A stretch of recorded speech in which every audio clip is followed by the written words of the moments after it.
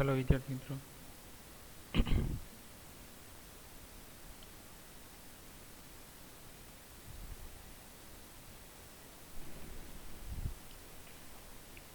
હવે આપણે chapter number 12 થી સ્ટાર્ટ કરીએ છીએ.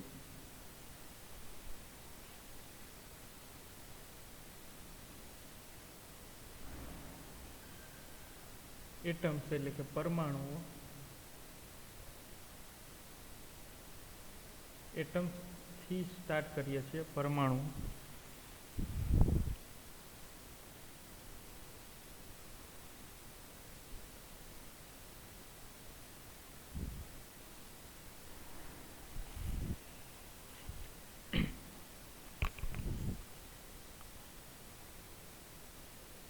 ચાલો વિદ્યાર્થી મિત્રો,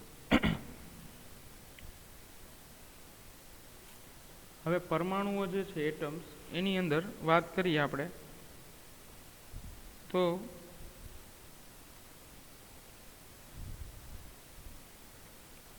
એની ઇન્ટ્રોડક્શન જોઈએ.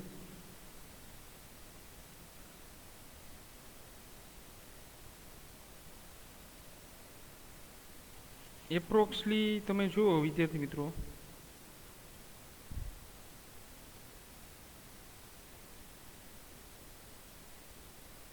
તો ઘણા ટાઈમથી એટલે કે 17મી સદી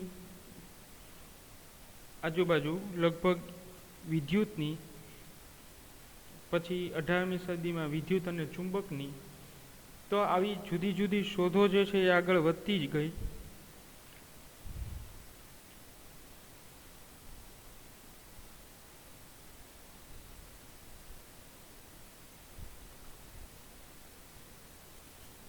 અને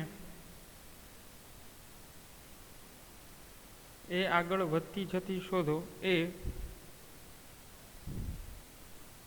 એક અંત સુધી આવી જાય છે. જેમ કે આપણે જોયું વિદ્યુત ચુંબકીય પ્રેરણ છે, પછી ગતિમાન વિદ્યુતભાર અને ચુંબકત્વ છે, એના ઉપયોગો છે. તો એ એક એનો એન્ડ આવી જાય છે ત્યાં સુધી કે એ પછી એની કોઈ પણ શોધ થતી નથી. ત્યારબાદ જે છે એ આખો ટોપિક જે છે એ કમ્પ્લીટ થઈ જાય છે. જ્યાં સુધી એની એપ્લિકેશન એટલે કે ટેકનોલોજી વિકસાઈ જાય ત્યાં સુધી એની જે છે એ ડિમાન્ડ રહે છે એ સબ્જેક્ટની. પછી જે છે કોઈ બીજા ભૌતિક વિજ્ઞાનના સબ્જેક્ટને આગળ જે છે આગળ સંશોધનો એમાં થતા હોય છે. તો આશરે 16મી સદી 17મી સદી બાદ ગ્રીક તત્વચિંતકો એટલે ગ્રીક સાયન્ટિસ્ટો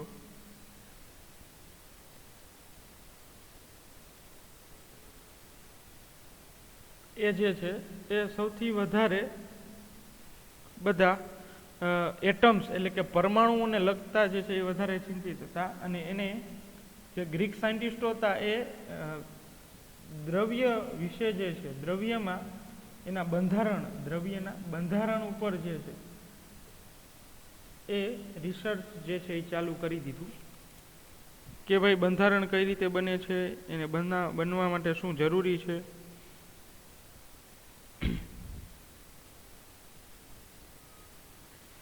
તથા તેના ઉપયોગો શું છે, એ પરમાણુઓ જે છે એ કઈ રીતે જોડાયેલા હોય છે, અણુના મોડલ શું હોય છે, પછી ન્યુક્લિયસ કઈ રીતે બને છે. તો આ બધા શબ્દો જે છે એ ક્યાંક ને ક્યાંક વિચાર એવા લઈને આવે છે કે ભાઈ બંધારણ, છેલ્લે વિચાર એનો ત્યાં આવે છે કે બંધારણ કઈ રીતે બને છે દ્રવ્યમાં.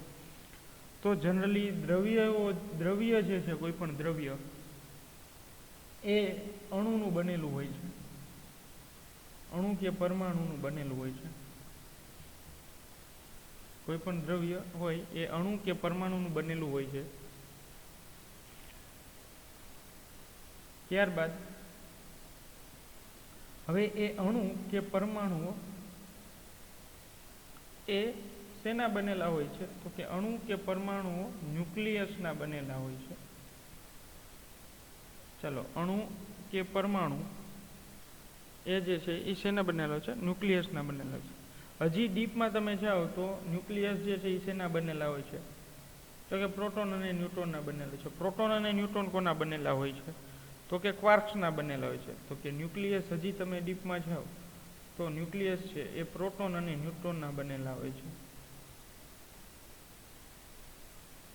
પછી પ્રોટોન અને ન્યુટ્રોન જે છે એ ક્વાર્ક્સના બનેલા હોય છે. ક્વાર્ક્સ, તો ક્વાર્ક્સ છે એ અત્યાર સુધીમાં 3 પેર મળી છે. 3 પેર એટલે 6 ક્વાર્ક્સના કણ મળેલા છે. અપ, ડાઉન, ચાર્મ સ્ટ્રેન્થ, ટોપ અને બોટમ. તો આ જે છે એ ક્વાર્ક્સ સુધી આપણે પહોંચી ગયા છે વિદ્યાર્થી મિત્રો, કે પરમાણુમાં ક્વાર્ક્સ. પછી ક્વાર્ક્સ જે છે એ શેના બનેલા હોય છે? તો કે એલિમેન્ટરી પાર્ટિકલના, એલિમેન્ટરી પાર્ટિકલ એના બનેલા હોય છે. જેમ કે એમાં ન્યુટ્રોન્સ આવી જાય છે, ન્યુટ્રિનો આવી જાય છે. એ બધા કણ છે, પાર્ટિકલ છે. મેઝોન, પાઈ, બરોબર છે. તો એ બધા પાર્ટિકલ છે. હિગ્સ બોઝોન, તમે નામ સાંભળ્યા હશે આ બધા. અને આ બધું જે છે એ વાઇબ્રેશનલનું બનેલું હોય છે. વાઇબ્રેશનલ, આ જે બધા વાઇબ્રેશન સાથે કનેક્શન છે. વાઇબ્રેશન પછી લાસ્ટમાં આ દ્રવ્ય જે છે શેનું બનેલું છે? તો એ લાસ્ટમાં છેલ્લે આ બધા એના સ્ટેપ છે. અણુ, પરમાણુ, ન્યુક્લિયસ, પછી ક્વાર્ક્સ, પછી એલિમેન્ટરી પાર્ટિકલથી વાઇબ્રેશન, અને છેલ્લે લાસ્ટમાં ત્યાં એવું સંશોધન થયું છે કે આ લાસ્ટમાં સ્ટ્રિંગ થિયરી જે છે, સ્ટ્રિંગ થિયરી એનું બનેલું હોય છે. સ્ટ્રિંગ થિયરી જે છે એ સ્ટીફન હોકિંગ્સ પણ સ્ટ્રિંગ થિયરી પર કામ કરતા. હમણાં જ ડેથ થઈ છે એમની. સ્ટીફન હોકિંગ્સ તમે જોયા હોય તો એ ચેર ઉપર હોય છે, પેરાલાઇઝ થયેલા હોય છે. આખા બોડી એનું પેરાલાઇઝ, લગભગ એ યંગ હતા ત્યારથી જ પેરાલાઇઝ થઈ ગયા હતા થોડા ટાઈમ પછી. તો એને પણ સ્ટ્રિંગ થિયરી પર કામ કરેલું છે. ઇન શોર્ટ, આપણે પરમાણુ થકી કોઈ પણ સૂક્ષ્મ ટેકનોલોજી વિકસાવી હોય, અથવા તો કોઈ પણ જૂના ડેટા જોતા હોય કે ભાઈ અર્થનું બંધારણ કેટલા વર્ષો જૂનું છે, અથવા તો કઈ ધાતુ કેટલા વર્ષ જૂની છે, કઈ ધાતુ કોની મિશ્રિત ધાતુ છે, તો આ બધી વસ્તુ જે છે એ બહુ સાયન્સમાં, ફિઝિક્સની અંદર બહુ અગત્યની છે. અને હાલ અત્યારે એના ઉપર જ કામ ચાલે છે. તમને ખબર હોય તો બિગ બેંગ, તમે નામ સાંભળ્યું હોય તો બિગ બેંગ. તો બિગ બેંગ જે છે એ મોટો એક વિસ્ફોટ છે, બિગ બેંગ એટલે. અને એ વિસ્ફોટમાંથી સૂર્યથી બધા જુદા જુદા ગ્રહો જુદી જુદી સ્થિતિ ઉર્જાએ સેટ થઈ ગયા છે, તથા તેમની વચ્ચે જે સંતુલનતા છે, સ્ટેબિલિટી છે, એ કઈ રીતે થઈ એ જાણવા માટે પણ આપણે સ્ટ્રિંગ થિયરીથી તમે જાણી શકો છો. સૂક્ષ્મ લેવલે જો તમે કણ સુધી પહોંચી જાઓ તો તમને ખ્યાલ હોય તો એક LHC કરીને મશીન છે, LHC, એ પણ આના ઉપર કામ કરે છે, સૂક્ષ્મ કણ ઉપર. એટલે LHC નું ફૂલ ફોર્મ થાય છે લાર્જ હાઇડ્રોન કોલાઇડર. લાર્જ હાઇડ્રોન કોલાઇડર. તો આ ઇન્સ્ટ્રુમેન્ટ છે એના માટે જ છે વિદ્યાર્થી મિત્રો, કે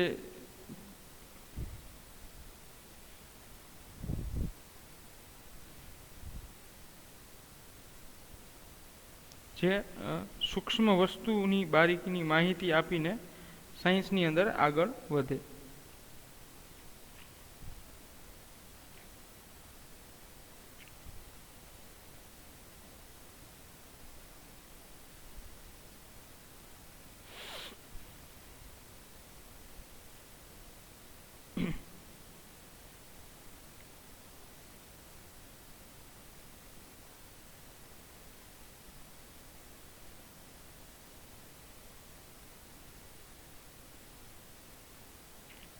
ચાલો તો આપણે હવે અહીંથી ઇન્ટ્રોડક્શન કમ્પ્લીટ કર્યા બાદ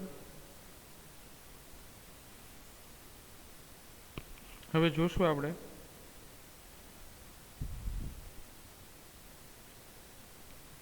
આગળ તરફ.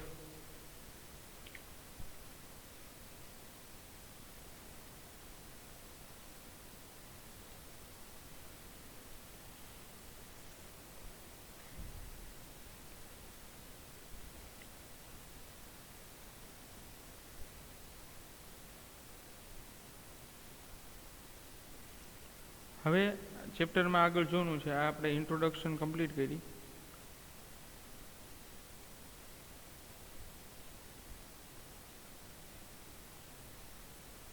હવે આપણે આગળ ચેપ્ટરમાં જોઈએ એટમ્સની અંદર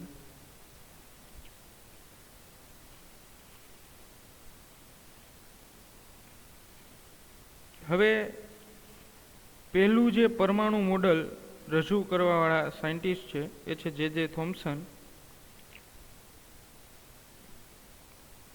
તો એ જે થોમ્સનનો એક એક્સપેરિમેન્ટ છે plum pudding model. Plum pudding model અને એની થોડીક મર્યાદાઓ પણ છે. પરમાણુ મોડલ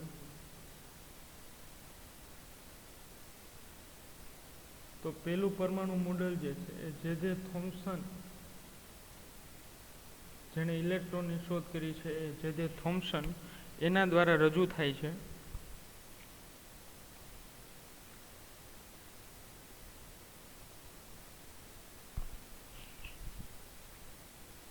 એ પ્લમ પુડિંગ મોડલ, એ મોડલનું નામ છે પ્લમ પુડિંગ મોડેલ, આવું કહેવામાં આવે છે. અને એ એવું કહે છે કે ભાઈ પરમાણુનું જે બંધારણ છે એ આવી રીતે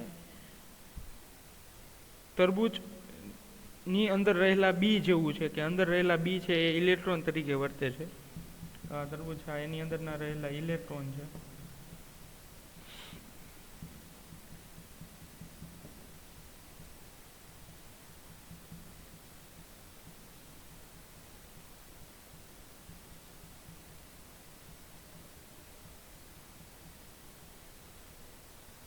તો આ બધા ઇલેક્ટ્રોન છે. ઋણ વિદ્યુત ભારો અને ધન વિદ્યુત ભારો બંને એક સાથે છે. અહીંયા ધન વિદ્યુત ભાર, ધન અને ઋણ વિદ્યુત ભારો ન્યુક્લિયસમાં છે.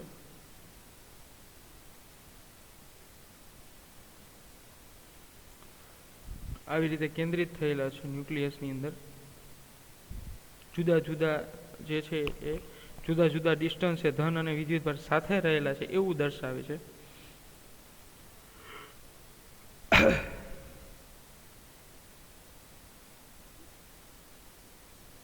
તો આ એકબીજા સાથે ધન અને ઋણ તટસ્થ હોય એવું દર્શાવે છે.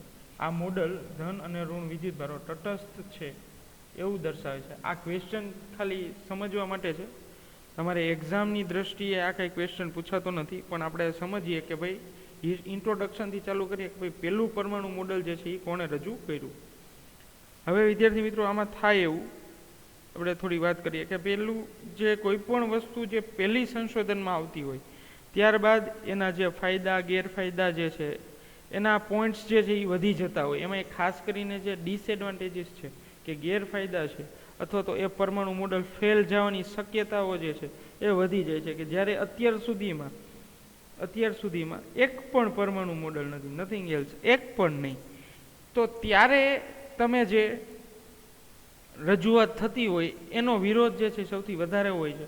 કારણ કે ઘણા સાયન્ટિસ્ટો છે એના મત મુજબ, એના થિયરી પ્રમાણે, એના જે થિયરીથી એ બિલોંગ કરે છે, ક્લાસિકલ એટલે કે યંત્રશાસ્ત્રમાંથી બિલોંગ કરે છે કે ક્વોન્ટમ મિકેનિક્સમાંથી એ સાયન્ટિસ્ટ આવે છે, એના પર આધાર રાખે છે. તો એ નિષ્ફળ જવાના વધારે શક્યતા હોય છે જ્યારે તમે પ્રથમ રજૂઆત, પ્રથમ હાઇપોથિસિસ, અધિતર્ક રજૂ કરતા હોય.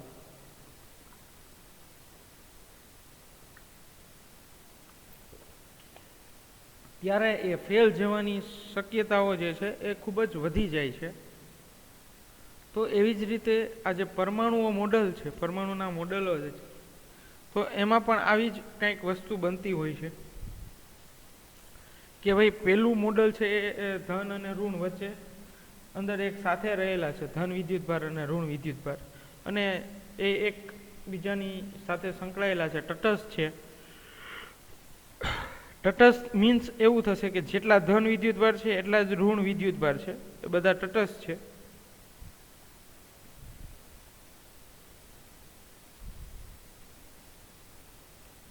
અને પરમાણુના સમગ્ર કદમાં બીજું એવું સમજાય છે કે પરમાણુના સમગ્ર કદમાં નિયમિત રીતે ધન વિદ્યુત ભાર એ નિયમિત રીતે વિતરિત થયેલો હોય છે.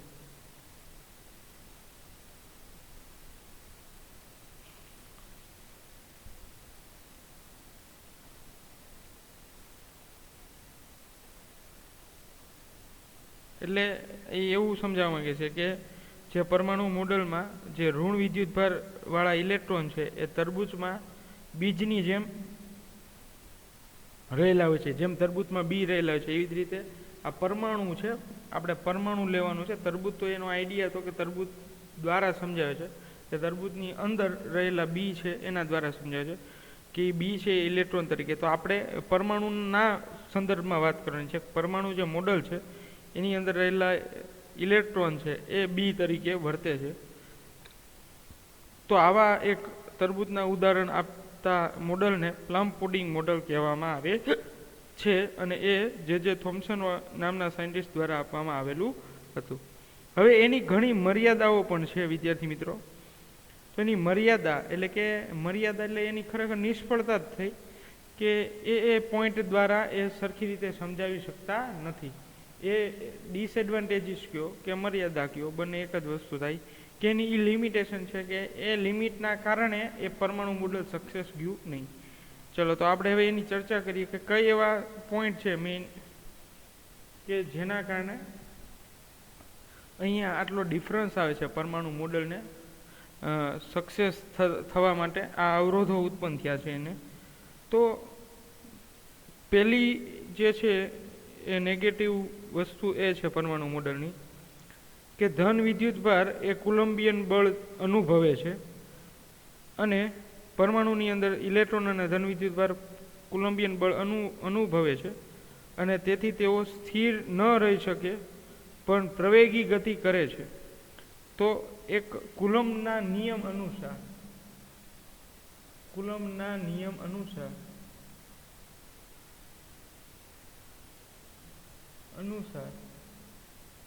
ધન કે ઋણ વિદ્યુતભાર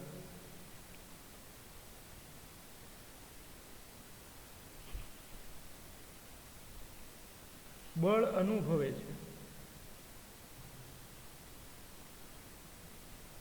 અનુભવે છે તથા તેઓ સ્થિર રહી ન શકે અને પ્રવેગી ગતિ કરે છે. એટલે કે પ્રવેગી ગતિ કરે છે, સ્થિર રહી શકતા નથી ન્યુક્લિયસમાં. ત્યારબાદ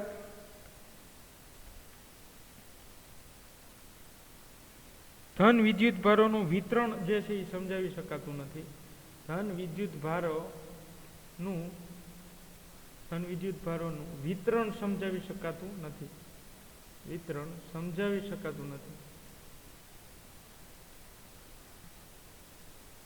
તો એનું આપણે જે છે એ કઈ રીતે ડિસ્ટ્રીબ્યુશન થાય છે એ આપણે સમજાવી શકતા નથી.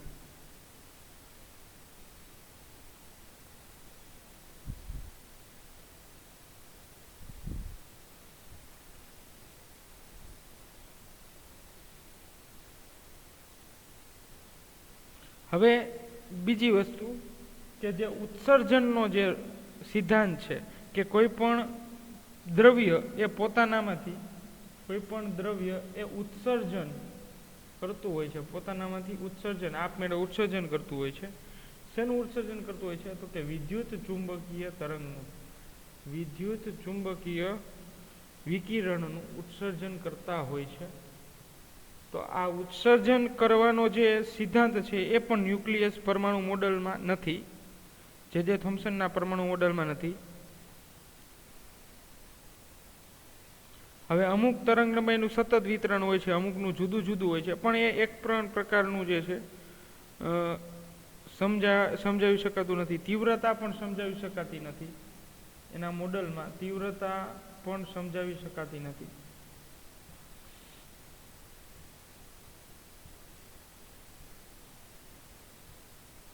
તો આ બધી મર્યાદાઓ છે વિદ્યાર્થી મિત્રો, અહીંયા લખી નાખો મર્યાદા, પ્લમ પુડિંગ મોડલની મર્યાદા, આના કારણે જે છે એ લિમિટેશન આવી જાય છે.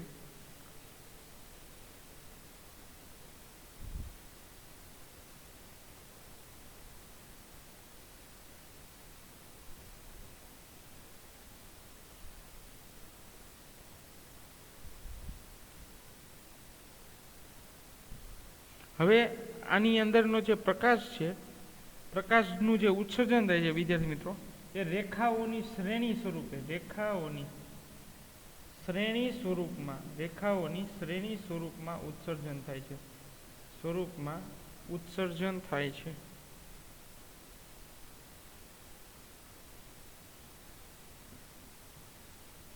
ઉત્સર્જન થાય છે, જેને વર્ણપટ કહેવામાં આવે છે વિદ્યાર્થી મિત્રો, જેને વર્ણપટ કહેવામાં આવે છે.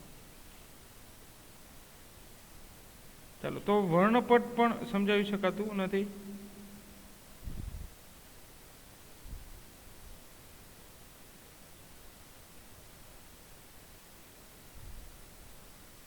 પછી ક્લાસિકલની દ્રષ્ટિએ જોઈએ એટલે યંત્રશાસ્ત્ર દ્વારા પણ એની મંજૂરી મળી નથી. કારણ કે યંત્રશાસ્ત્ર દ્વારા એવું કહે છે કે જે અણુ કે પરમાણુ વધારે દળ ધરાવતા હોય તે કેન્દ્રમાં હોય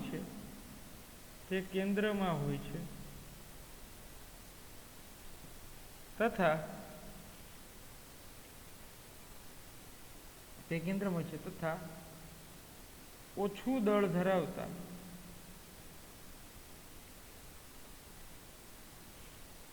અણુ તેથી દૂર હોય છે. અણુ અથવા તો પદાર્થ.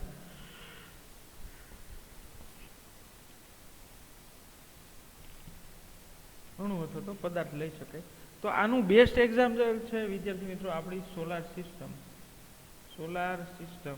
હવે સોલાર સિસ્ટમ પ્રમાણે પણ પરમાણુ મોડેલ રજૂ થયું નહીં, એટલે આ બહુ જ નેગેટિવ જે છે પોઈન્ટ વધી ગયા હતા. આના પોઝિટિવ કરતાં નેગેટિવ પોઈન્ટ જે છે એ વધી ગયા હતા. તો એ નેગેટિવ પોઈન્ટ જે છે એને આપણે મર્યાદાના સ્વરૂપમાં લઈ શકાય કે આટલા નિયમોનું પાલન થતું નથી, એની એઝપ્શન કન્ડિશન આવી જાય છે આડી. ચલો, તો એ બધી શરતોને આધીન કાર્ય થતું હોય છે. તો લાસ્ટમાં જે છે યંત્રશાસ્ત્ર દ્વારા પણ એની મંજૂરી મળી નથી કે જે અણુ કે પરમાણુ વધારે દળ ધરાવતા હોય, જેમ કે સૂર્ય છે વિદ્યાર્થી મિત્રો, તો એ વધારે દળ ધરાવે છે, સૂર્યનું દળ વધારે છે એટલે એ સેન્ટરમાં છે, કેન્દ્રમાં છે. અને ત્યાંથી તમે જુઓ સૂર્યનું દળ વધારે એટલે સેન્ટરમાં છે. અને પછી તમે જુઓ તો જેમ જેમ સૂર્યથી દૂર જતા જઈએ એમ તમને બુધ જોવા મળે છે, પછી ત્રીજી કક્ષામાં આપણી અર્થ હોય છે, પછી મંગળ હોય છે. એવી રીતે જુદા જુદા કક્ષામાં જુદા જુદા પ્લાનેટ સ્થિર થઈને પરિભ્રમણ કરે છે. તો આ ટાઈપનું કંઈક મોડલ જે છે એ એવી કોઈ આશા હતી સાયન્ટિસ્ટોને કે આ ટાઈપના જે પરમાણુ મોડલ છે એ રજૂ થાય. બટ શરૂઆત જે છે એ આવી જ હોય છે કે સ્ટેપ બાય સ્ટેપ આપણને સક્સેસ મળે છે એમાં.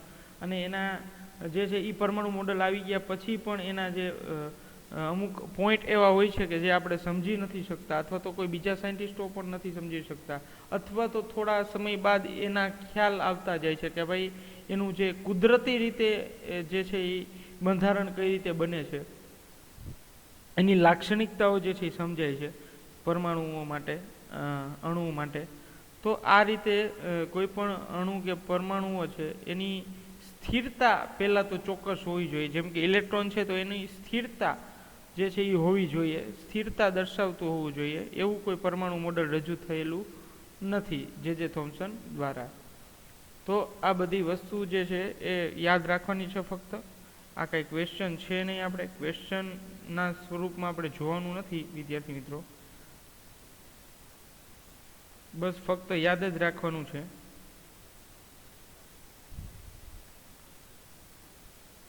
તો વિદ્યાર્થી મિત્રો હવે આપણે એના જે નેક્સ્ટ લેક્ચર છે ત્યારથી આપણે જોશું આગળ નેક્સ્ટ લેક્ચરથી. હવે આ જે ચેપ્ટર છે એના જે અમુક પોઈન્ટ છે એ નથી કરવાના. એનું જે છે એ તમને ખ્યાલ હોવો જોઈએ કે કયા કયા પોઈન્ટ નથી અથવા તો કેટલું જે છે એ કરવાનું હોય છે આમાંથી.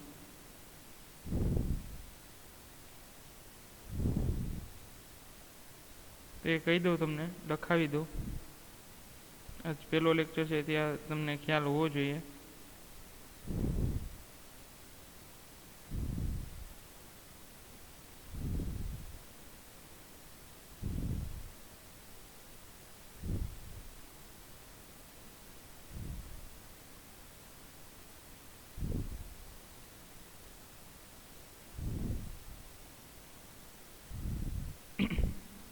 ચલો, તો પરમાણુની અંદર જે પોઈન્ટ નથી કરવાના એની જ હું તમને જે છે વાત કરું છું. અહીંયા લખી દઉં છું કે જેટલા પોઈન્ટ નથી કરવાના એ, એટલે તમને ખ્યાલ આવે. અને સમજી વિચારીને જ રિમૂવ કરેલું છે આમાં ઘણી વસ્તુ.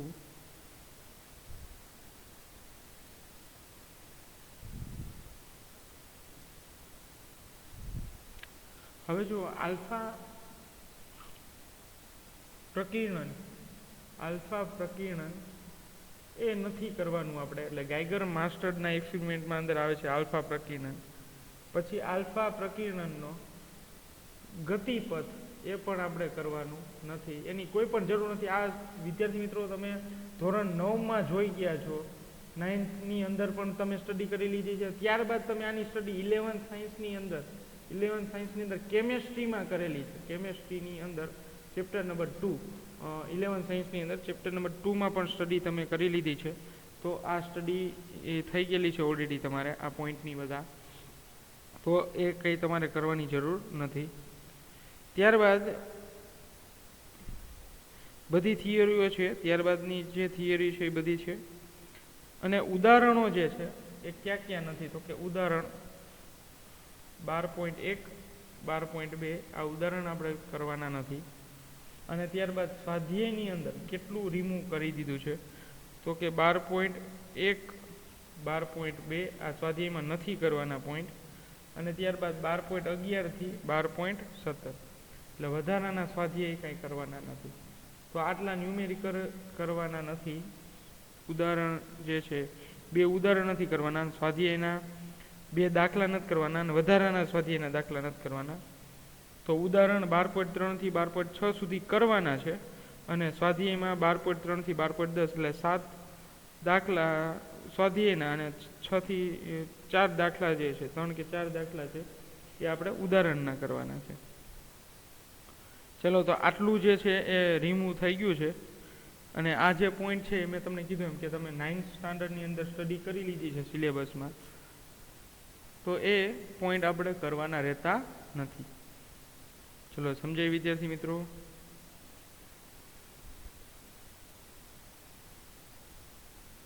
ચલો, તો આપણે ઇન્ટ્રોડક્શન કમ્પ્લીટ. જે થોમ્સનનું પરમાણુ મોડલ જે છે એ કમ્પ્લીટ. હવે હું તમને જે છે એ ટેક્સ્ટબુકમાં બધા પોઈન્ટ્સ જે આડાવડા છે, પણ હું તમને મારી રીતે જે PDF છે એ તમને મોકલી દઈશ. એ રીતે તમને ફોલો આપણે કરવાનું છે તમારે વિદ્યાર્થી મિત્રો.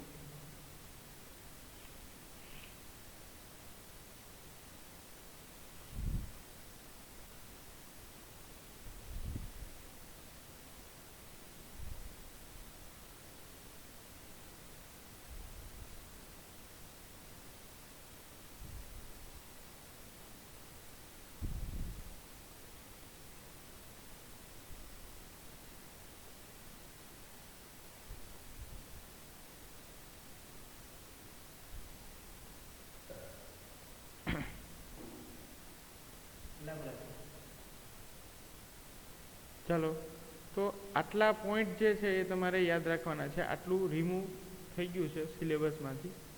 અને ત્યારબાદના લેક્ચરમાં હવે આપણે જે ગાઈગર અને માસ્ટરનો એક્સપેરિમેન્ટ છે એ જોશું.